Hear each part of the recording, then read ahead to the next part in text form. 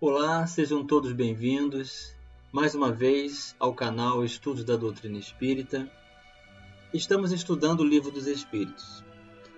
Encarnação nos diferentes mundos. Você pode participar. Você pode enviar sua mensagem, sua pergunta aqui no blog pessoal do Facebook ou no canal do YouTube com o nome Estudos da Doutrina Espírita. Eu sou Moisés Santos e ofereço a você esse curso online gratuito. Vamos finalizar esse tópico hoje, encarnação nos diferentes mundos. Acompanhe comigo. Questão 182. É-nos possível conhecer exatamente o estado físico e moral nos diferentes mundos? Ou seja, já que o espírito pode revestir-se do processo reencarnatório em diferentes orbes do planeta, é possível conhecer o estado moral e o estado físico dessa encarnação? E os espíritos respondem: nós, espíritos, só podemos responder de acordo com o grau de adiantamento em que vos achais. Quer dizer que não devemos revelar estas coisas a todos, porque nem todos estão em estado de compreendê-las e semelhante revelação os perturbaria. Então os espíritos estão dizendo aqui que existem certas informações que não vai nos ajudar no processo evolutivo, não vai nos dar tranquilidade, conhecer valores, conhecer conceitos, estados físicos, considerações, revelações que nós não estamos aptos a administrar com serenidade e equilíbrio. Então é melhor deixar essas questões para quando aumentarmos a maturidade espiritual de todos nós para chegarmos nessas conclusões. E Kardec me dá a sua contribuição. À medida que o espírito se purifica, o corpo que o reveste se aproxima igualmente da natureza espírita. Torna-se-lhe menos densa a matéria. Deixa de rastejar penosamente pela superfície. O solo, menos grosseiras se lhe fazem as necessidades físicas, não mais sendo preciso que os seres vivos se destruam mutuamente para se nutrir. O espírito se acha mais livre e tem das coisas longínquas percepções que desconhecemos. Vê com os olhos do corpo o que só pelo pensamento entrevemos. Então aqui Kardec está deixando claro para nós essa relação de maturidade e evolução espiritual que torna o perispírito mais diáfano, mais rarefeito, menos grosseiro. Então a encarnação é mais sutil. Então não existe mais a necessidade do corpo ficar chumbado ao solo, arrastando-se penosamente. Então existem situações facilitadoras da locomoção, da visão e horizontes que desconhecemos e só entrevemos pelo nosso pensamento. Da purificação do espírito decorre o aperfeiçoamento moral para os seres que eles constituem quando encarnados. As paixões animais se enfraquecem e o egoísmo cede lugar ao sentimento da fraternidade. Então essa conexão de encarnação ela é tão sutil, ela é tão facilitadora para as propriedades do espírito, que não há mais a necessidade de alimentação mais densa, nem de destruição para a aquisição da proteína animal. Então não existe mais sacrifícios animais, não existe mais cultivo para a aquisição da carne na alimentação. Então isso procede de uma consequência da evolução moral do espírito que vai encarnar sem necessidade de alimentação grosseira. Assim é que nos mundos superiores ao nosso se desconhecem as guerras, carecendo de objetos ódios e as discórdias, porque ninguém pensa em causar dano ao seu semelhante. A intuição que seus habitantes têm do futuro, a segurança que uma consciência isenta de remorsos lhes dá, fazem que a morte nenhuma apreensão lhes cause. Encarnam-na de frente, sem temor, como simples transformação. A duração da vida nos diferentes mundos parece guardar proporção com o grau de superioridade física e moral de cada um, o que é perfeitamente racional. Quanto menos material o corpo, menos sujeito às vicissitudes que o desorganizam. Quanto mais puro o espírito, menos paixões a miná-lo. É essa ainda uma graça da providência que desse modo abrevia o sofrimento. Então, os espíritos que encarnam em mundos superiores chegam a esse nível pela evolução, pelos próprios esforços. A encarnação ela tem um tempo maior. Os espíritos vivem mais tempo e é menos penoso esse estado de conexão com o corpo. Então, até a morte não tem a ideia de terror que muitos ainda acalentam e nos traz tanto constrangimento quando um ente querido tem que partir, quando alguém muito querido desencarna. Então, é muito doloroso para nós a visão da transformação da matéria, deixando um corpo inerte e sabendo que o espírito vai continuar. Porém, a convicção ainda deve ser acalentada e construída para que essas impressões não sejam tão degradantes para nós. Questão 8.3. Indo de um mundo para o outro, o espírito passa por nova infância? Então existe o período da infância, que é quando a encarnação está em processo ainda de construção. Na Terra, ela é cada vez menor em função do avanço que a Terra apresenta. Hoje as crianças elas têm raciocínios, têm reflexões, têm apontamentos, têm palavras que nós não conhecíamos das crianças do passado. Isso demonstra e prova que o mundo está em evolução e os espíritos que estão encarnando também. Então, em toda parte, a infância é uma transição necessária, mas não é em toda parte tão obtusa como no vosso mundo. Então, nos mundos superiores, a infância é menor. E nos mundos mais necessitados e se conectam com a imaturidade do espírito, ainda, a infância é maior. 184. Tem o espírito a faculdade de escolher o mundo onde passe a habitar? Nem sempre. Pode pedir-lhe que lhe seja permitido ir para este ou aquele e pode obtê-lo se merecer, porquanto a acessibilidade dos mundos para os espíritos depende do grau da elevação destes. Então o espírito pode até querer ir para o mundo superior, mas se o perispírito não acompanha aquele grau de conexão e vivência daquelas características daquele orbe, ele não tem condição de encarnar. E a subpergunta A. Se o espírito nada pedir, que é o que determina o mundo em que ele reencarna? O que ele reencarnará? O grau de sua elevação. Então, não é punição, não é condenação, não é constrangimento. É conquista em relação ao ensejo educativo que o orbe oferece. 185. O estado físico e moral dos seres vivos é perpetuamente o mesmo em cada mundo? Então, muito interessante essa pergunta de Kardec.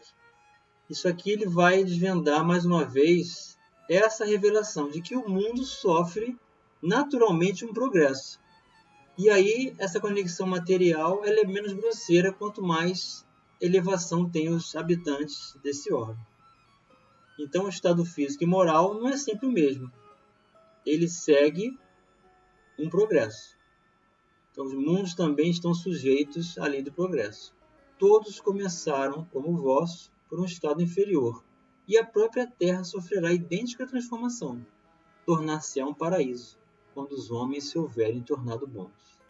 Então está bem claro aqui que a qualidade do mundo depende da qualidade dos espíritos. Então o que nos cabe? Nos qualificarmos, melhorarmos, buscarmos recursos, ferramentas de entendimento que nos tornam pessoas melhores. E a religião ajuda e nos faz pessoas melhores em função desse entendimento.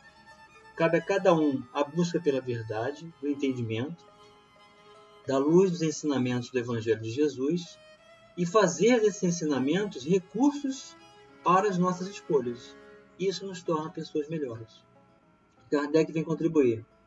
É assim que as raças que hoje povoam a Terra desaparecerão um dia, substituídas por seres cada vez mais perfeitos, pois que essas novas raças transformadas sucederão às atuais, como estas sucederam a outras ainda mais grosseiras.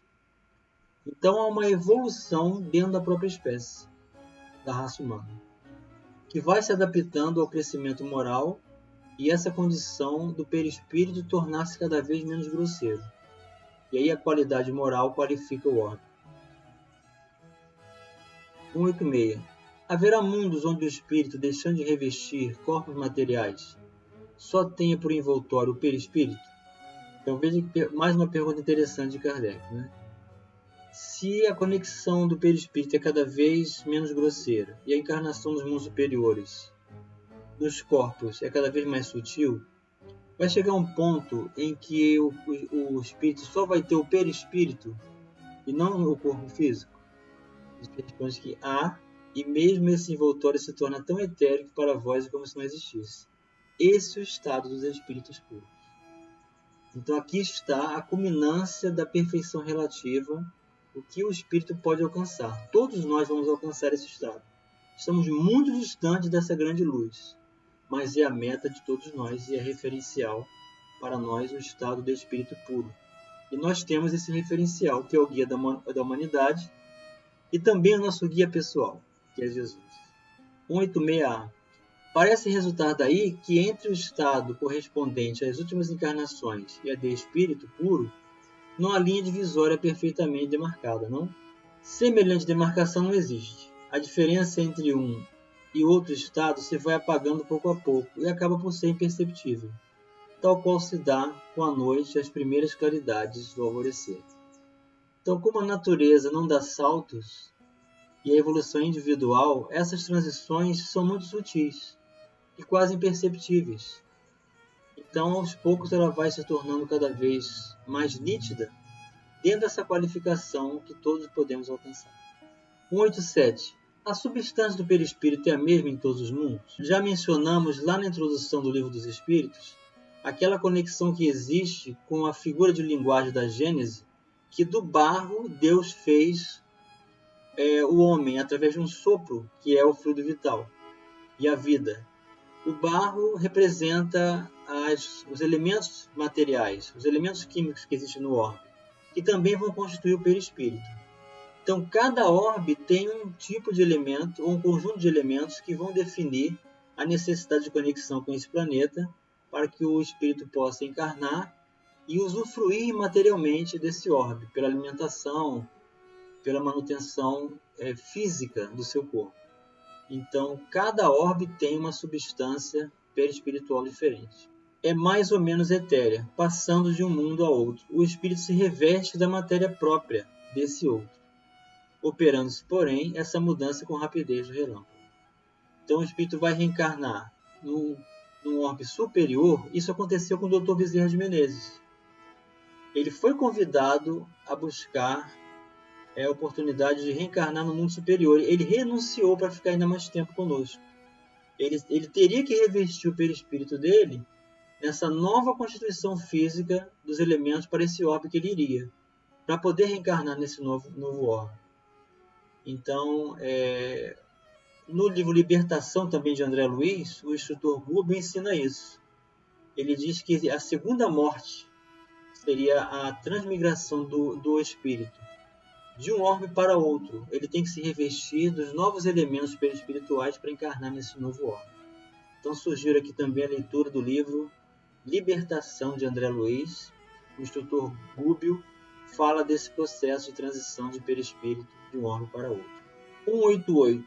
Os espíritos puros habitam mundos especiais ou se acham no espaço universal sem estarem mais ligados a um mundo do que a outros? Habitam certos mundos, mas não lhes ficam presos, como os homens da Terra. Podem, melhor do que outros, estar em toda parte. Então, para o espírito puro, não existe uma restrição de um orbe.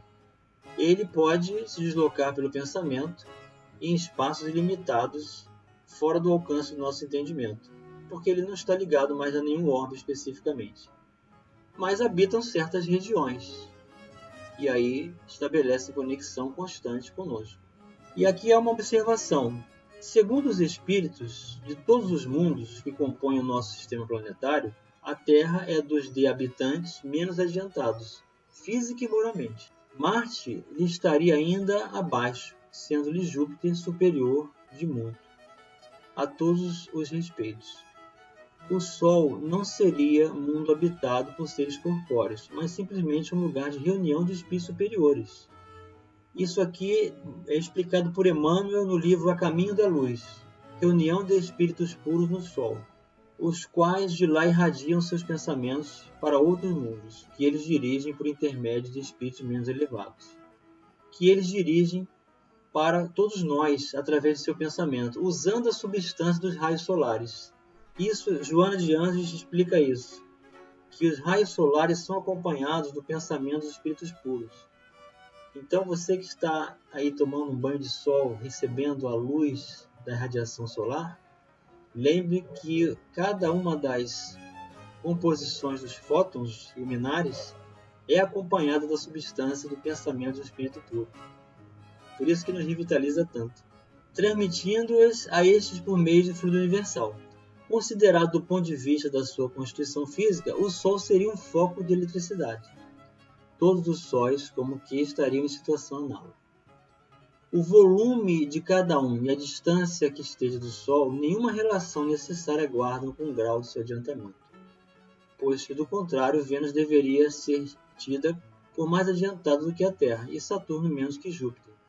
Então não é o volume do orbe, não é o tamanho do planeta que vai determinar sua evolução física ou moral. Isso não tem relação, nem a distância dele com o Sol. Muitos espíritos que na Terra animaram personalidades conhecidas disseram estar reencarnados em Júpiter, um dos mundos mais próximos da perfeição. E há causado espanto que nesse globo tão adiantado estivessem homens a quem a opinião geral que não atribua tanta elevação. Uma dessas personalidades é o espírito de Mozart, que, segundo a revista espírita, habita Júpiter. Nisso nada há de surpreendente. Então vemos aqui a explicação dos espíritos mostrando toda essa família de conexão universal e essa sequência de conexão com diversos orbes e a necessidade de conexão com eles em função dos seus elementos. E que a relação moral da evolução de cada um de nós estabelece situação cada vez mais adaptada a esse crescimento, nos tornando mais livres, mais amplos na visão, no pensamento, na ocupação desses espaços.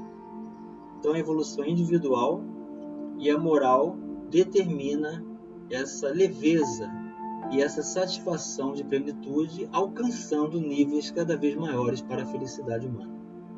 Que Deus nos abençoe, nos fortaleça. Um grande abraço e até o próximo vídeo.